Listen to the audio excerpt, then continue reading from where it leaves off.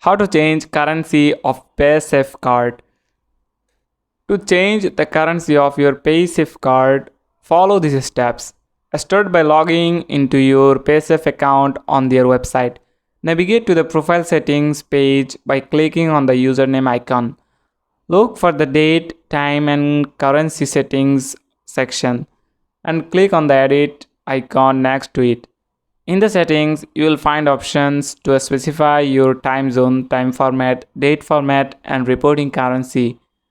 Choose the currency you want to switch to from the reporting currency drop down list.